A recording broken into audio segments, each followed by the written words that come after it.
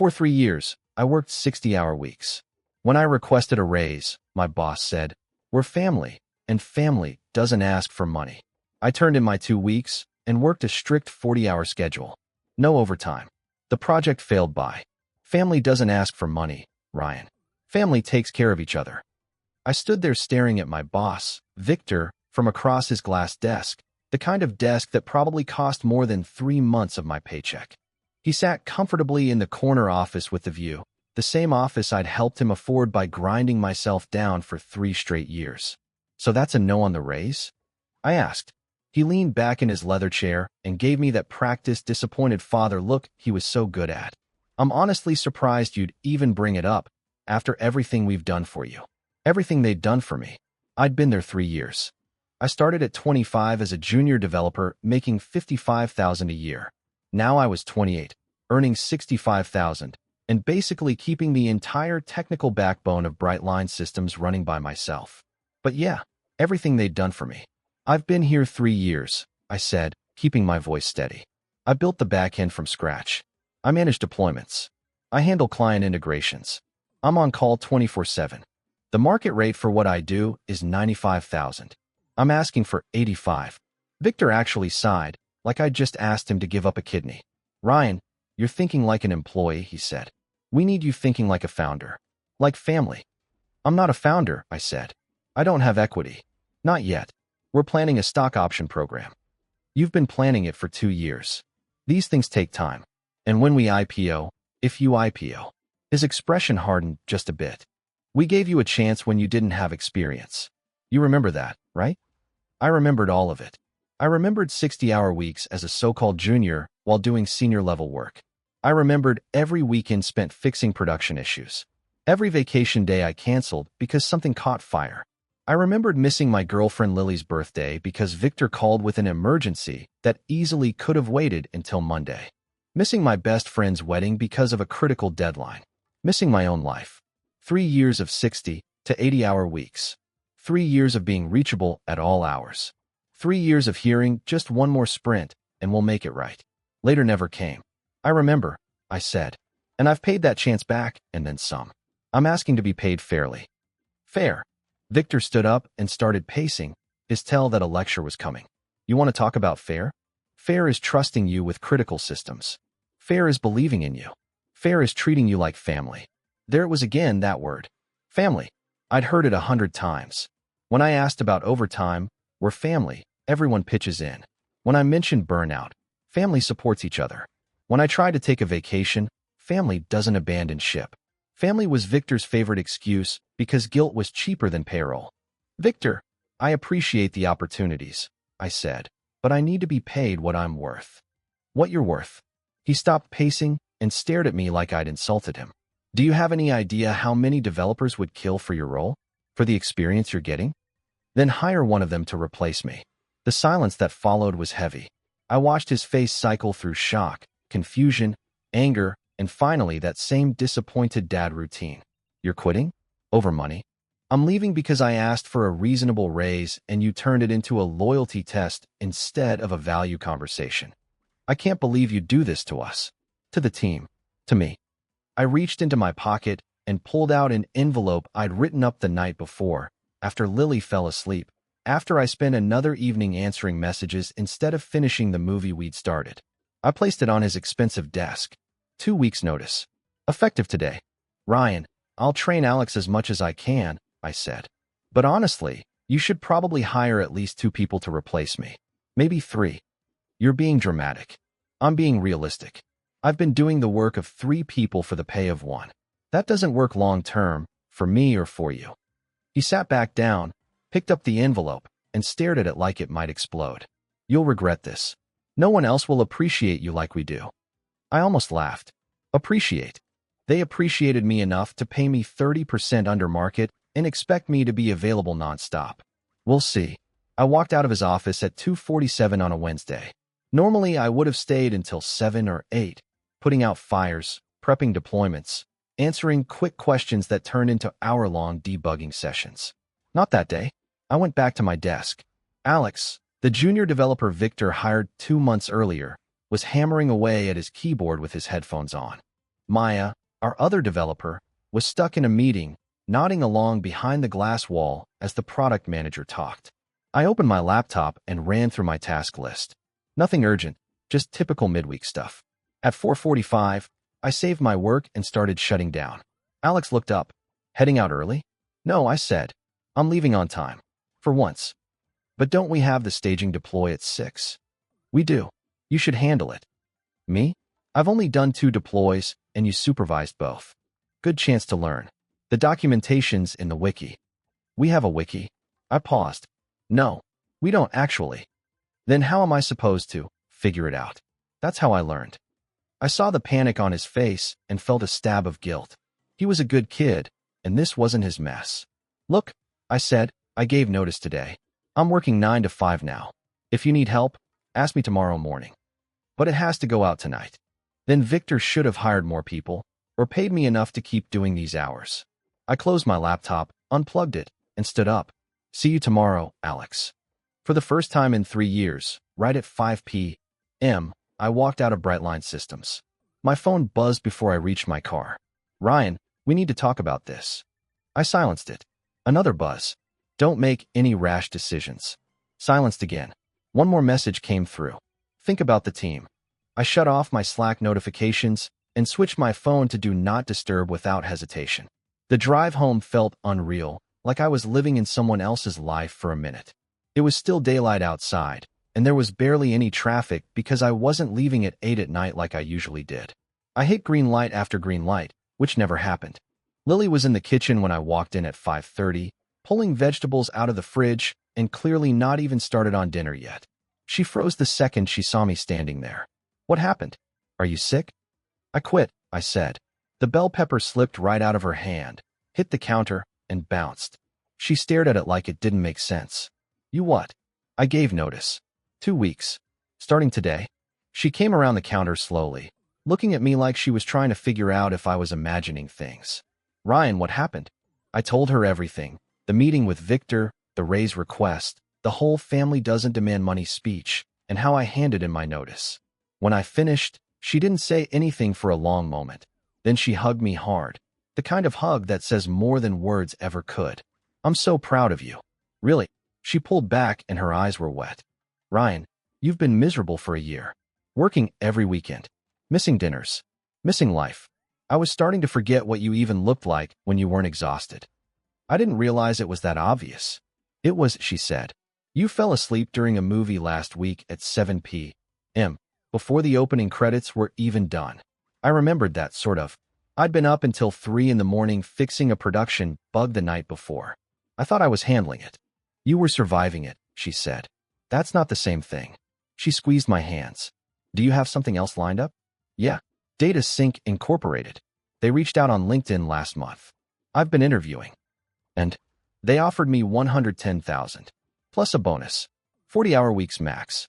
They actually require documentation. Real work-life balance policies. Lily smiled. Really smiled. The way I hadn't seen in months. That's incredible. Why didn't you tell me? I didn't want to jinx it, I said. And part of me thought maybe Victor would come through. Maybe I was wrong about him. But you weren't. No, I said. I wasn't. We cooked dinner together. Actually together, not me showing up late to eat leftovers she'd kept warm. We talked about her day, her work as a physical therapist, difficult patients, office drama, and then about my day, and about plans, real plans for weekends and evenings and a life that existed outside of Brightline Systems. It felt strange but good, like I'd forgotten what normal even felt like. Around 8, my phone started vibrating on the counter, face down, lighting up over and over. Lily glanced at it. You gonna check that? I looked at the phone flashing like an alarm and thought about 3 years of dropping everything. Every dinner, every plan, every moment. All for a company that called me family, but paid me like an intern. No, I said. Whatever it is can wait until tomorrow. The buzzing kept going. I flipped the phone over and saw the messages. Victor saying there was a critical production bug, and he needed me now. Victor again saying the client portal was down. Victor again calling it urgent. Maya saying Victor was freaking out. Alex apologizing and saying he thought he broke something during the deploy and that Victor was furious. I turned the phone back face down and let it go silent. Production issue? Lily asked. Yep. What are you going to do? I thought about it. About every boundary I'd let them cross because it was always an emergency. About Victor saying family doesn't demand money just hours earlier. Nothing, I said. I'm off the clock. I gave notice. I'm not on call anymore. But the client portal? Victor has other developers, I said. He has documentation. Well, actually he doesn't, because he never gave me time to write it. But that's his problem now. Lily studied my face. You're serious? Completely. She laughed. Who are you and what did you do with my boyfriend? I laughed too, a real laugh. I'm the version of him who remembers he has a life. The phone buzzed again and again. I turned it completely off.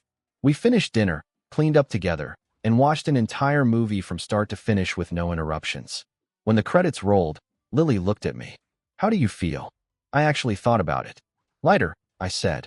Like I've been carrying something heavy for so long I forgot it was there, and now it's gone. Good, she said, curling into my side. You deserve that. We went to bed at a normal hour, 10:30, not 2 in the morning after a production fire or midnight after one more bug fix. I lay there in the dark with Lily asleep next to me, my phone off and silent. No buzzing, no emergencies. For the first time in 3 years, I wasn't on call. Tomorrow I'd walk into Brightline at 9, work exactly 8 hours, and leave at 5 for 13 more days. It should have scared me, should have felt like falling, but instead it felt like flying, and I fell asleep smiling.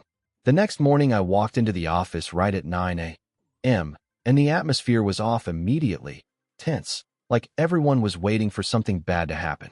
Alex looked like he hadn't slept at all, eyes red, hair sticking up everywhere, hunched over his laptop like it had personally betrayed him. Maya was stress-eating M&Ms from a massive bag. Victor's office door was closed, but I could hear his voice through the glass, sharp and angry. I made coffee, sat down, and opened my laptop like it was any normal Thursday. Alex appeared at my desk before I even logged in. Ryan, thank God, I need your help. Morning, Alex, I said. How'd the deploy go? His face fell apart. It didn't, he said quickly. I mean, it kind of did, but then everything fell apart. He rubbed his face. The client portal crashed, authentication stopped working, and 3 different clients called yelling. That's rough, I said. Victor and I were here until 3 in the morning trying to fix it. We got it mostly stable, but I think I made some other things worse. Probably, I said. He blinked at me. That's it. That's all you're going to say? Alex, I told you yesterday I'd help you this morning, I replied. It's morning now. Show me what you did. He pulled up his terminal, and I scanned the deploy logs. Okay, first issue, I said. You deployed straight to production instead of staging. What? No, I used the script you showed me. That script deploys to production. Staging uses a different one. He stared at me. Why are they different? Because Victor thinks having one flexible script for multiple environments is over-engineering. Alex frowned. So instead of one smart script, we have multiple scripts that all do almost the same thing? Correct. That's insane. Welcome to Brightline, I said. I walked him through rolling back the deploy, fixed the authentication problem where he'd overwritten environment variables, and brought the client portal back online. It took about 45 minutes. Alex looked relieved, exhausted, and like he was reconsidering every decision he'd ever made. Thanks, Ryan. I seriously don't know what I would have done without you. You would have figured it out eventually, I said. Or Victor would have paid someone else to fix it. Victor hates paying for anything, he muttered. He said we should leverage internal resources. I'm sure he did. Victor's office door swung open, and he headed straight for my desk. Ryan, my office. Now. I followed him in, and he shut the door hard behind us. Where were you last night? At home, watching a movie. We had a critical production issue. The client portal was down for 4 hours. I heard. Alex filled me in. You ignored all my messages. Yes. Do you understand what that cost us? 3 clients threatened to leave. We had to comp one of them a full month. That's unfortunate. He stared at me like I'd insulted him. That's it. Unfortunate? Victor, I gave notice yesterday, I said calmly. I'm working 9 to 5 now. If there are emergencies outside that, you'll need to handle them with your other resources. You are the other resources, he snapped. You're the only one who knows how any of this works. Then that's the real problem, I said. What does that mean? It means you build a company that depends on one person working 80 hours a week. That's not sustainable. That's a failure waiting to happen. We're a startup. Everyone wears multiple hats. I've been wearing the entire hat store for 3 years, I said, while being paid 30% under market and being told family doesn't ask for money. His face turned red. I was explaining our cash flow. You were guilt-tripping me into accepting less than I'm worth, and it worked for 3 years. It doesn't anymore. So what now, he asked. You're just going to let the company burn? I'm going to work my agreed hours, train Alex as much as I can, and leave in 12 days. What happens after that is on you. This is extremely unprofessional. I almost laughed. Unprofessional is expecting non-stop availability without paying for it. Unprofessional is building critical systems with zero documentation because you wouldn't give me time to write it. Unprofessional is calling someone family while paying them like an intern. I said we could talk about the raise, he said. After you quit. That's not an offer, I said. That's panic. He sank into his chair and rubbed his face, suddenly looking a decade older. Ryan, please. Can we reset? Can we negotiate? No. Why not? Because yesterday you showed me exactly how you value me, I said. And that told me everything. People make mistakes. This wasn't a mistake, I said. It was a pattern. I stood up. Now if you'll excuse me, I have work to do, and at 5 p.m. I'm leaving whether things are on fire or not. I walked out. Maya rolled her chair over as soon as I sat down. You okay? That looked intense. I'm fine, I said. How about you? She sighed. Honestly, I'm questioning my life choices. She lowered her voice. I was here until midnight helping with the production mess. Victor kept saying it was all hands on deck, but I'm salaried. I don't get paid extra. No, you don't, I said. And this morning he sent a Slack message about commitment and startup culture and how we all need to step up now that you're leaving. Let me guess, I said. No raises attached to that message. Nope, just more guilt. Sounds familiar. She went quiet for a second. Can I ask you something? Sure. How did you do it? 3 years like this? I thought about it. I didn't think I had a choice. I was junior when I started, and I assumed this was normal. I thought if I worked hard enough, proved myself enough, it would eventually get better. And it didn't. No, I said. It just became expected. She looked at her screen, at the Slack alerts, at her packed calendar. Huh. What? Nothing. Just thinking. Around 11, I was deep in code when Alex showed up again. Hey Ryan, I'm trying to understand the big data integration. Can you explain it? Sure, I said, pulling up the code. So this integration is custom built for their pipeline. It pulls from 3 sources, normalizes everything, and pushes it into their warehouse. Is there documentation? No. Tests? Also no. Comments? A few. From 2 years ago. Half of them are wrong. He looked like he might cry. How does anyone maintain this? They don't, I said. I do. Or I did. And I'm supposed to take this over? That's the plan. Ryan, I'm not trying to be dramatic, Alex said, rubbing his temples. But this is impossible. There's no documentation anywhere. Everything is custom. Nothing has tests. It's like the entire company only works because you personally know how everything fits together. Yes, I said. And that's not sustainable. I've been saying that for 2 years. What did Victor say? That documentation was a nice to have, but shipping features mattered more. That we'd get to it eventually. But you never did. Because there was always something more urgent, I said. Some client emergency. Some new feature Victor promised without checking with engineering first. Alex leaned back in his chair, staring at the ceiling. He leaned back again like the thought needed time to settle. I think I finally get why you quit. Yeah. This place is a disaster waiting to happen, and you were the only thing holding it together. Correct. And now you're gone in 12 days. 11 and a half. Oh my God, he said. We're screwed. You personally or the company? Both, he said honestly. I've only been here 2 months. I don't even understand half of what you built. To be fair, I said, Victor doesn't understand half of what I built either. Maya rolled her chair over. I heard my name floating around. What's going on? Ryan's explaining that nothing is documented and we're all doomed, Alex said. Oh, she replied calmly. Yeah, that tracks. Alex stared at her. You already knew? I've been here a year, Maya said.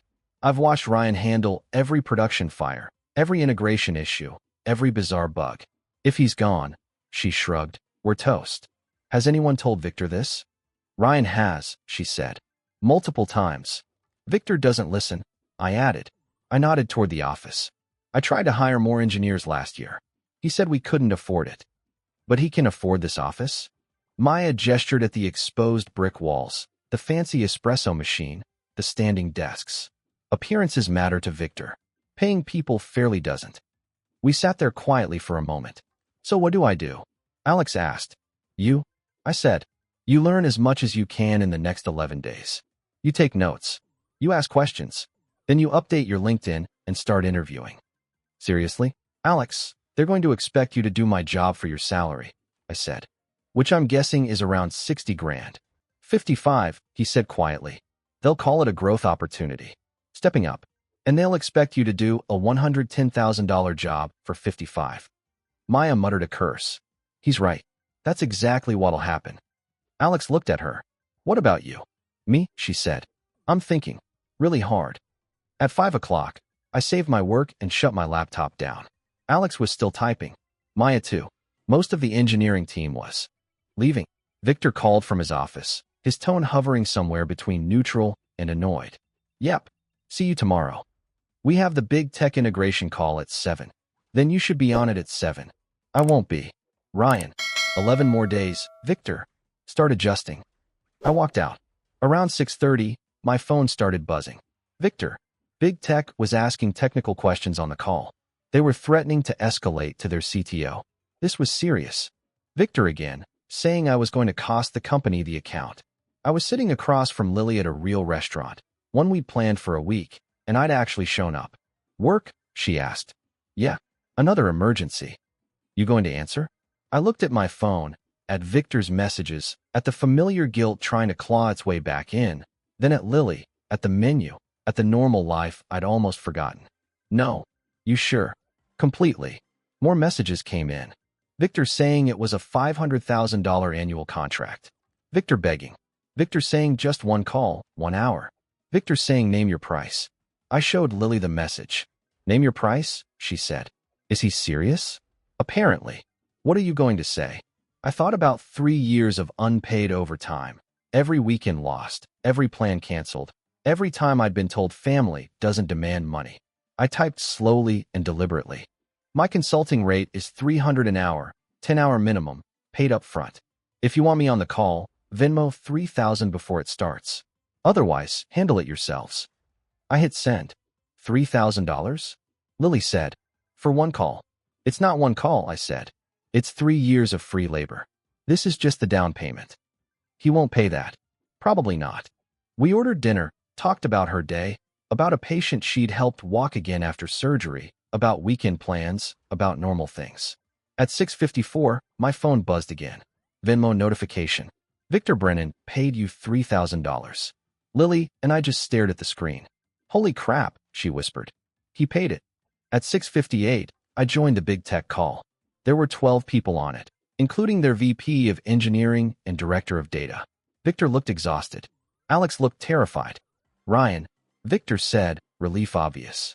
Thank you for joining. You paid for my time, I said. I'm here. The big tech VP jumped in. Ryan, we're seeing issues with the data pipeline.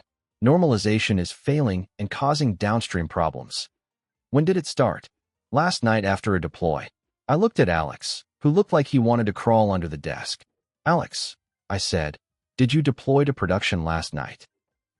Yes, but I thought, pull up the deploy logs. He did. I spotted the issue almost immediately. You deployed an old version of the normalization script, I said. From 3 months ago. It doesn't work with the current schema. How do I fix it? Roll back to the version before that deploy. Not the one you just pushed. The one before it. Which one is that? Check Git history. Look for commit 7A3F5B9.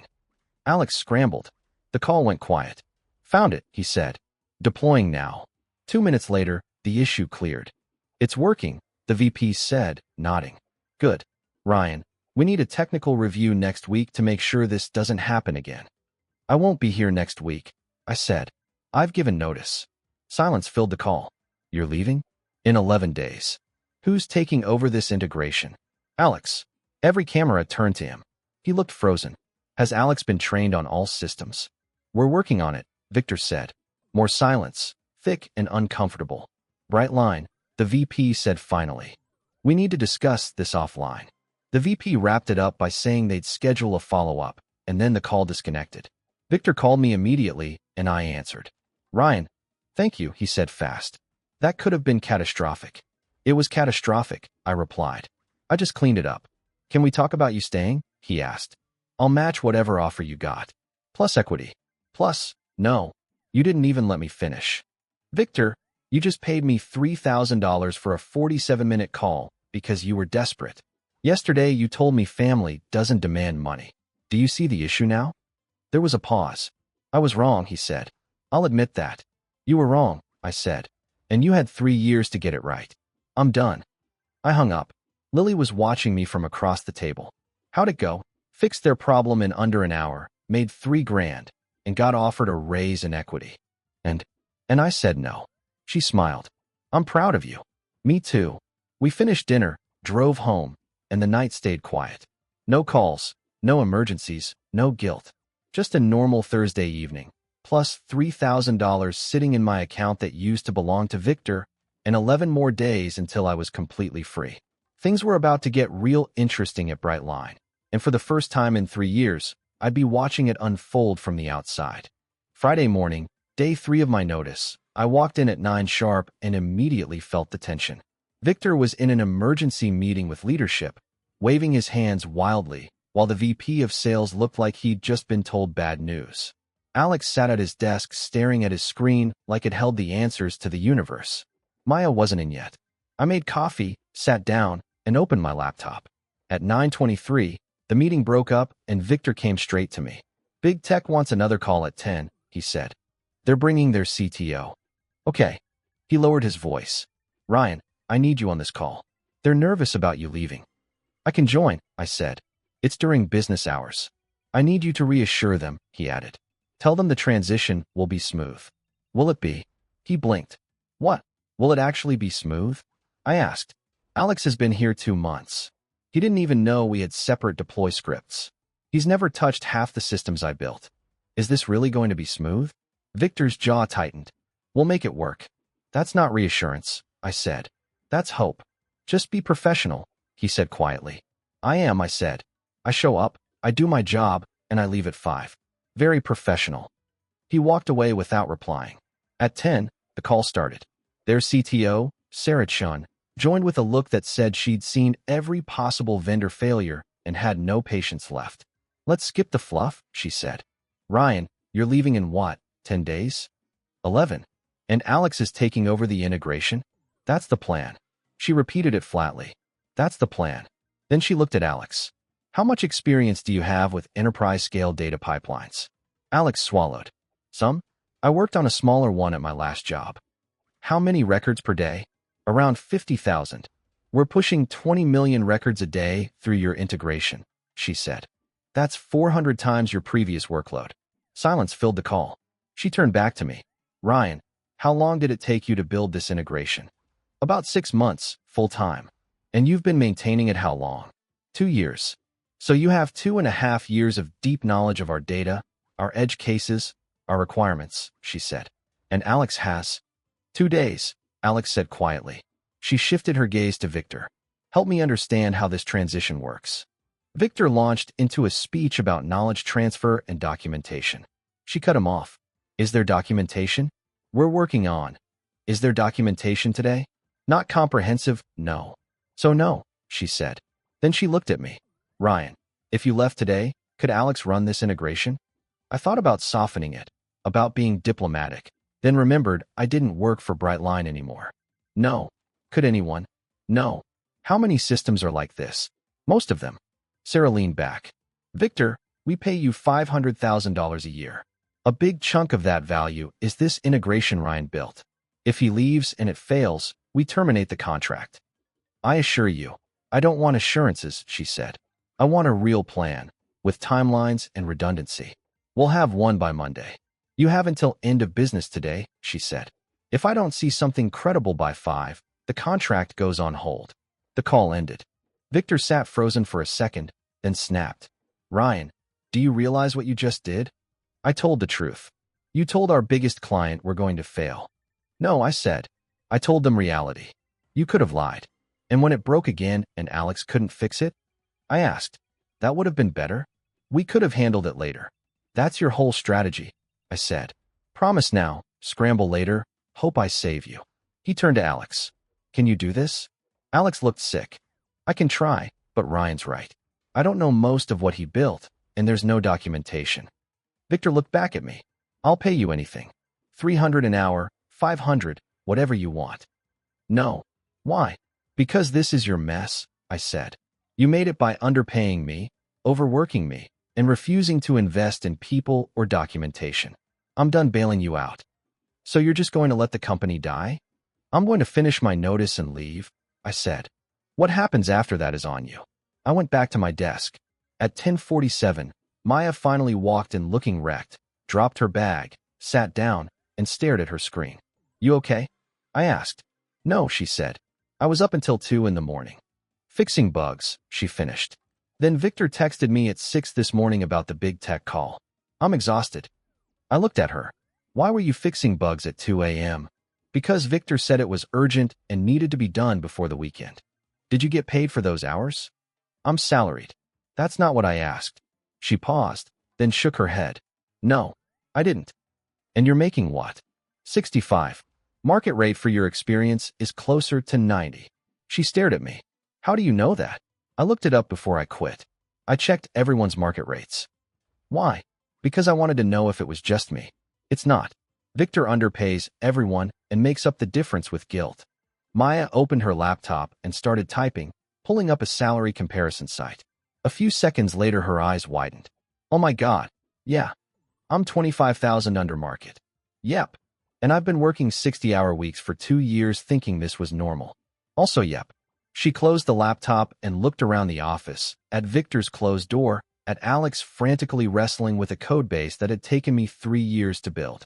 I'm giving notice, she said. What? I'm giving notice. Today. Maya, no, she said firmly. You're right. This place is a mess. We're underpaid, overworked, nothing's documented, everything depends on you, and you're leaving. I'm not staying for the collapse. What are you going to do? I have a friend at DataSync who's been telling me to apply for months. I'm calling her now. DataSync. I smiled. That's where I'm going. She smiled back. Even better. Can I use you as a reference? Absolutely. At 7:15, I couldn't hear the conversation, but I watched Victor's face shift from confusion to shock to anger to full-blown panic in under half a minute. Maya walked out 5 minutes later holding a printed resignation letter. Victor chased after her. Maya, please, let's talk about this. There's nothing to talk about, she said calmly. I'm underpaid and overworked, and you told me that was startup life. Turns out it's just exploitation. I can give you a raise. Like the one you offered Ryan after he quit. No thanks. I'd rather work somewhere that pays fairly from day one. You're abandoning the team. No, Victor. You abandon the team by paying below market and expecting free overtime for equity that will probably never exist. She went back to her desk and started packing. Alex watched the whole thing with wide eyes. Is everyone quitting? Looks like it, I said. Should I quit? Do you have another job lined up? No. Then wait until you do. But yes, update your LinkedIn today. This is insane. This is what happens when you build a company on guilt instead of fair pay. By noon, everyone knew. Maya was leaving. I was leaving. Victor was spiraling. At 1:30, the VP of sales quit, saying she was tired of selling promises engineering couldn't keep. At 2:15, Victor called an all-hands meeting. About 30 people packed into the conference room. Victor stood up front looking like he'd aged 5 years since breakfast. I know there's been some uncertainty, he began. Someone snorted. I think it was Maya. But TechFlow is strong. We're growing. We're resilient. And while we'll miss Ryan and Maya, this is also an opportunity. An opportunity for what? Someone called out. For others to step up, Victor said. To take on more responsibility. Are you going to pay us more for that responsibility? Maya asked. His smile faltered. We're a startup. We all make sacrifices. You mean we make sacrifices? She shot back. Your salary is what? 200,000? You drive a Tesla. You have the corner office. You expense every meal. But we're supposed to work free overtime and be thankful? The room went dead silent. Maya, this isn't the time. When is the time, Victor? She said. When is the right time to talk about how you underpay everyone and call it culture? When is the right time to say Ryan built this company and you paid him 65 when market rate was 95? People started whispering, pulling out phones, probably checking their own numbers. Victor's face turned red. This meeting is over. Yeah, Maya said, standing up. It is. She walked out, and about half the room followed.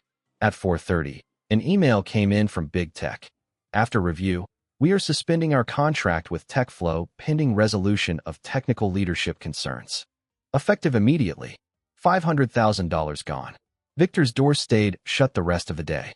At exactly 5, I shut down my laptop.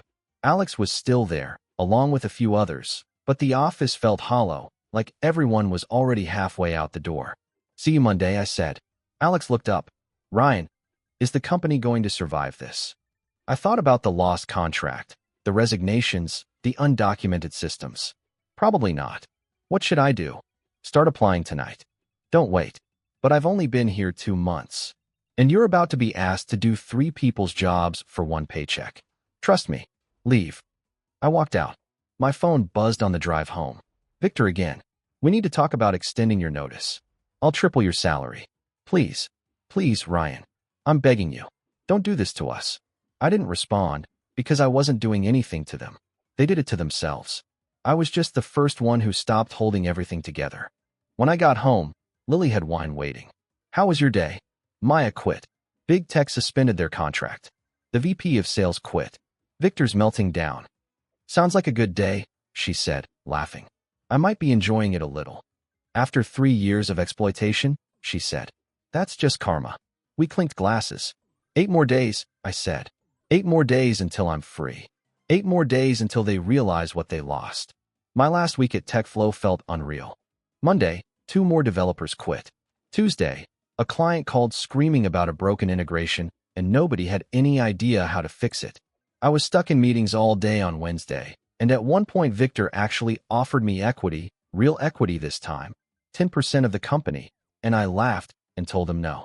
On Thursday, Alex turned in his notice after landing an offer from a competitor that paid him $75,000 a year, a full 20 grand more than TechFlow, and he told Victor straight up that I'd been right, and he wasn't about to do 3 jobs for 1 paycheck.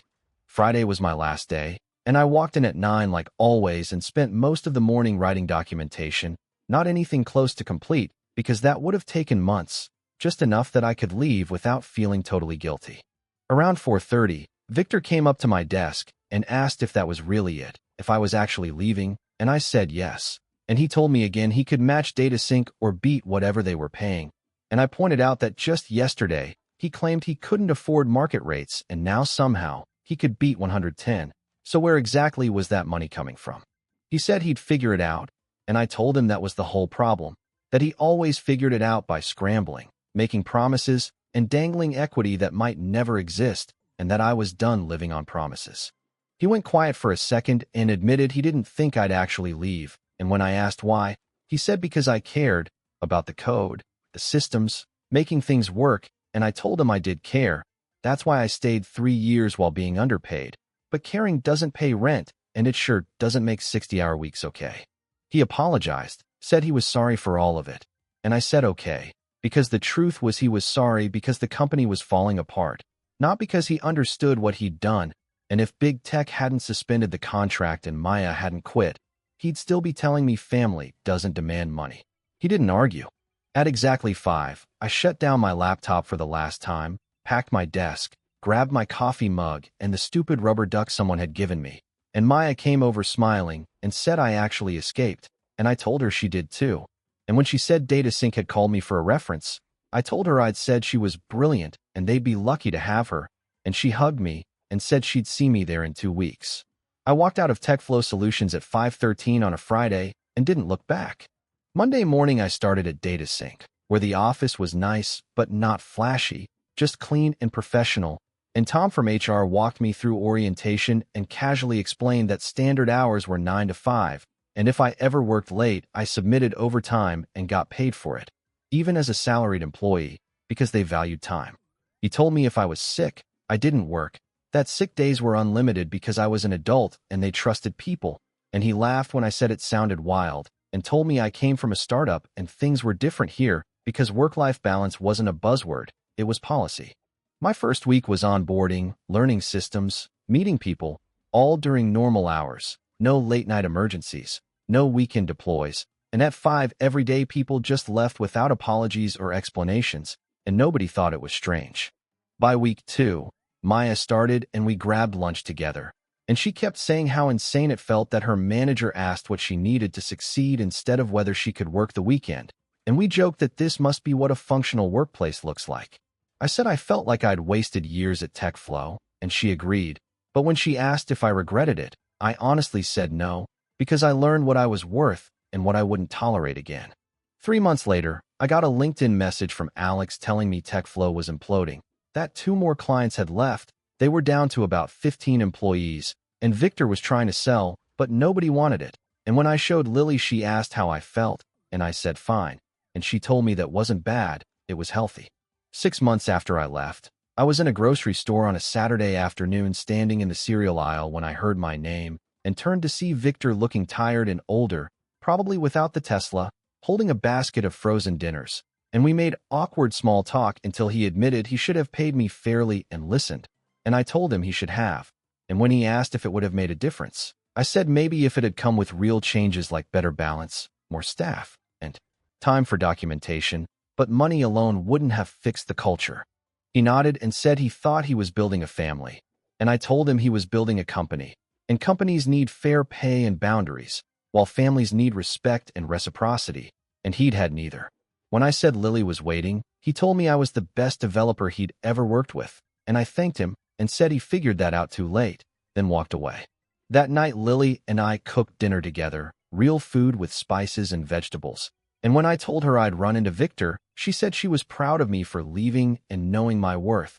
And right then my phone buzzed with a work email offering me a promotion to senior engineer at $130,000 plus bonus after just 6 months at DataSync. And I showed her, and we laughed and ate dinner on the couch watching a movie start to finish. And at 9 my laptop was closed, my phone was quiet. My weekend was actually a weekend, and whatever was happening at TechFlow wasn't my problem anymore, because I'd learned what I was worth, and I'd learned that real family demands respect. Everything else is just a job, and if a job doesn't pay fairly, you walk away.